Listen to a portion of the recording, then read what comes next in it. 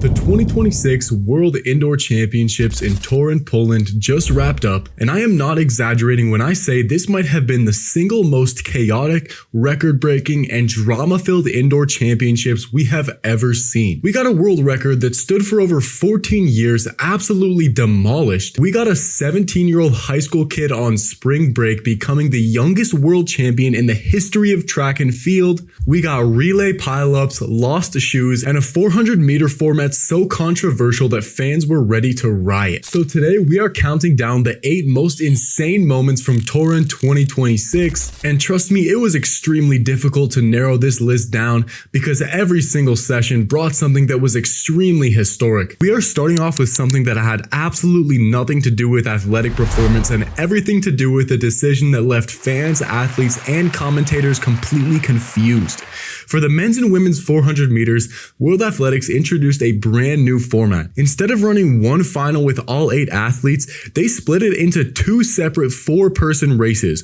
with athletes only running in lanes 3 through 6. Medals were awarded based on the fastest overall time, not who crossed the finish line first. So imagine this, you could win your race, look up at the scoreboard, and find out you did not even medal because someone in another heat went faster. That is essentially a time trial with a world championship on the line, and the backlash was immediate. Fans on social media were calling it the worst format change in the history of the sport. Many posts went viral calling it a terrible idea to run a 400-meter world championship as a time trial. Even Femke Bull had reacted with confusion when the rule was first announced. Now, the actual racing itself was still incredible. Christopher Morales Williams from Canada won the men's 400 in 44.76 seconds, which was a championship record and the first time anyone had broken 45 seconds on a short indoor track. But whether this format added or took away from that achievement is definitely up for debate. I do think World Athletics was trying to solve a real problem because indoor 400 racing in tight lanes is so chaotic and dangerous, but this situation felt like it created more problems than it fixed. I would be very surprised if we see this format again, especially at a major global championship. Alright, let's move on to number 7, and this one is less about time and more about the moment. Jakub Szymanski from Poland won the men's 60-meter hurdles in 7.4 seconds, which completed an undefeated indoor season. And normally a 7.4 might not headline a world championships, but what made this special was the context. This was Poland's first ever gold medal at a world indoor championship. First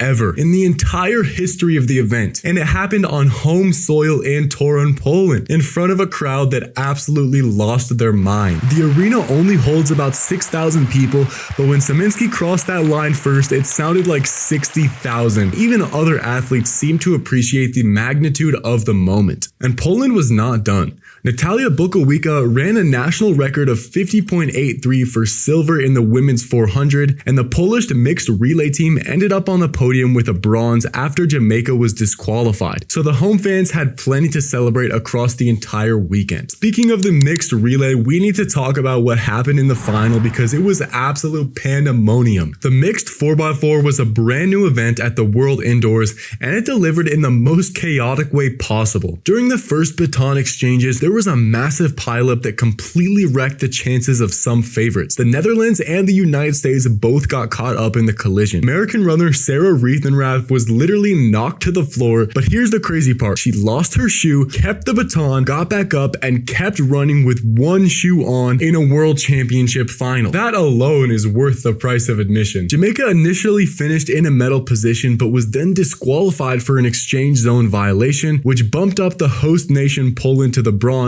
Belgium ended up winning the whole thing with a world best time of 3 minutes and 15.6 seconds, which means the inaugural World Mixed Relay Championship also happens to hold the world best. The whole thing was messy, controversial, and absolutely electric. Indoor relays on a 200-meter track with mixed gender handoffs are just built different, and I have a feeling this event is going to keep producing moments like this. Number 5, the men's 60-meter photo finish. The men's 60-meter final was one of those races where every single lane was loaded. You had Kishane Thompson, the Olympic 100-meter silver medalist from Jamaica, and probably the pre-race favorite. You had Trayvon Bromell, the veteran who won this title a decade ago, and you you had defending champion Jeremiah Azu, and then you had Jordan Anthony, a 21-year-old from Mississippi who had only been sprinting full-time for about 2 years. Anthony got out of the blocks cleanly, built his lead through the middle of the race, and crossed the line in 6.41 seconds. That is a world-leading time, also the 4th fastest indoor 60-meter ever. Anthony's backstory makes this even better. He used to play wide receiver at Arkansas before switching to track full-time. This is someone the outdoor season needs to watch very carefully because a 6.4 indoors translates to something potentially very fast over 100 meters. But the real insanity was behind him. Thompson and Bromell both crossed the line in 6.45 seconds, but the photo finish revealed that Thompson got the silver at 6.447 and Bromell got the bronze at 6.448. They were separated by 1,000th of a second. And Azu, the defending champion, ran 6.46. That is faster than he has ever run in his life, and he only finished 4th. He literally became the first person in history of this event to break 6.50 and finish off the podium. Coming in at number 4, we have Mondo Duplantis' unprecedented 4th straight title. I almost feel bad putting Mondo Duplantis at number 4 because what he did in Torun was objectively incredible. The thing about Mondo is he has made incredible look routine, and that is both a compliment and the reason he does not rank higher. Duplantis won his 4th consecutive indoor pole vault title, which is something no man has ever done before. His winning clearance of 6.25 meters was a championship record, breaking his own previous mark of 6.20 from Belgrade 2022, and he cleared every single height on his first attempt. 6 meters first attempt, 6 meters 10 first attempt, 6.15 first attempt, 6.25 first attempt. It was crazy. A perfect card in a world championship final. That is not normal. That is not even supposed to be possible at those heights. The other big story here was Emmanuel Corrales from Greece, who took silver at 6.05. His clearance at that height was one of the most effortless jumps I have seen at that level, with his hips well above the bar. However, when the bar went up to 6.25, the placement was not there. He had the height on his attempts, but he could not get over cleanly, which is the story of the gap between Corrales and Duplantis right now. Duplantis chose not to attempt a world record afterward, saying the battle took too much out of him, but he has now 9 senior global titles and remains undefeated since 2023. His winning streak in major international competitions is at 44 and counting. That is absurd. Alright, coming in at number 3, we have Kerr's night revenge on Hawker. Okay, this is the one that broke the internet, and rightfully so, because the men's 3,000 meter between Josh Kerr and Cole Hawker had everything. The rivalry, the tactics, the finish, and the celebration. Here's the backstory you need to know. At the 2024 Paris Olympics, Cole Hawker shocked the world by beating Kerr for the 1,500 meter gold medal. Then in February 2026 at the Millrose Games, Hawker beat Kerr again in the 2-mile race and hit him with the Steph Curry's night sleep gesture at the finish line. That moment was personal, and Kerr took it personally. Fast forward to Torun, and Kerr was on a comeback mission, and in this 3,000 meter final, he executed his race to perfection. Kerr sat back in about 6th place for most of the race, letting others do the work. Then with 1 lap to go, he unleashed an absolutely devastating kick. He moved from 6th to 1st place in the span of about 200 meters and crossed the line in 7 minutes and 35 seconds. This is the 2nd fastest time in World Indoor Championships history for the 3,000 meters. Hawker finished just 0.14 seconds behind him in 7 minutes 35.7 seconds. That's an absurd finish for a 3,000 meter. But then came the moment. As Kerr crossed the line, he turned toward Hawker and performed the exact same night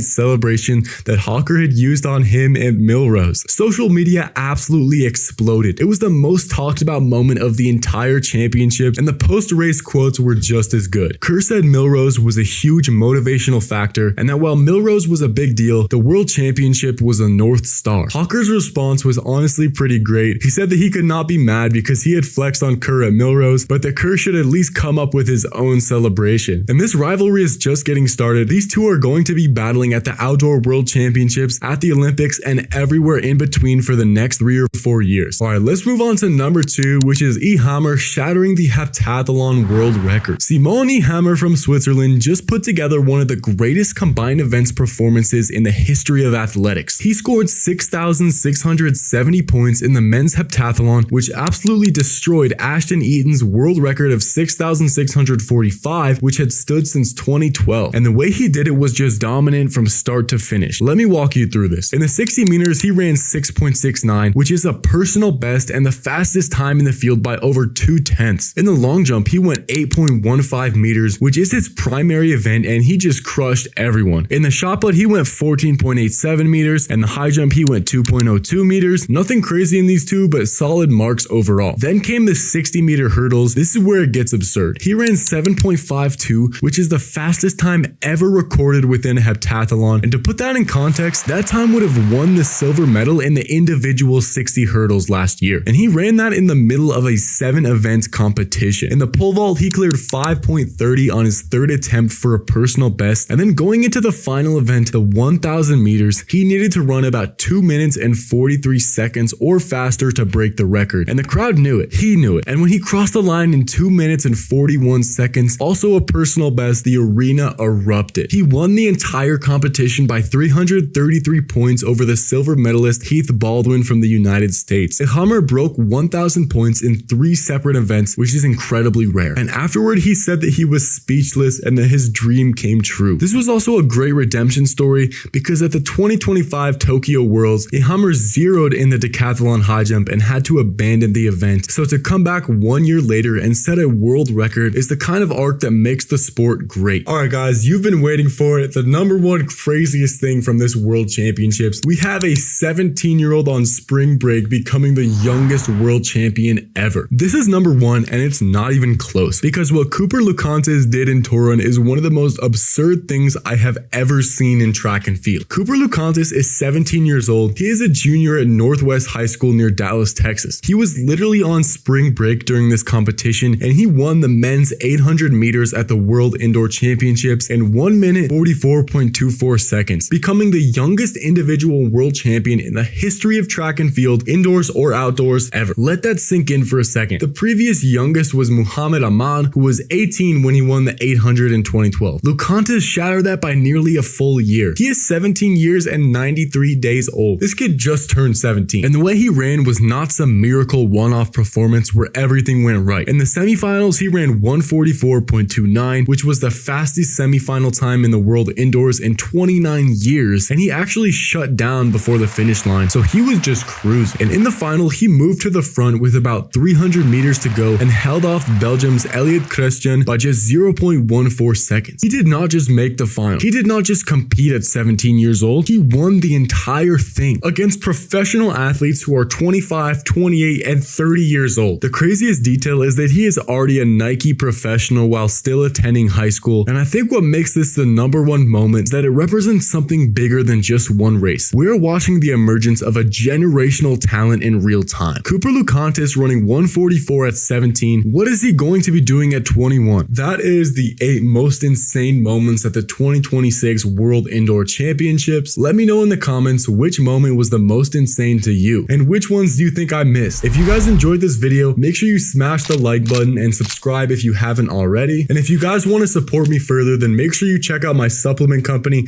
Rocky Mountain Supplements. We are the first supplement company specifically for track and field athletes, and I am so dedicated to helping you guys PR this track season that if you don't PR within 6 months of taking our products, you will get your money back. Thank you guys so much for watching. I hope you enjoyed. Peace.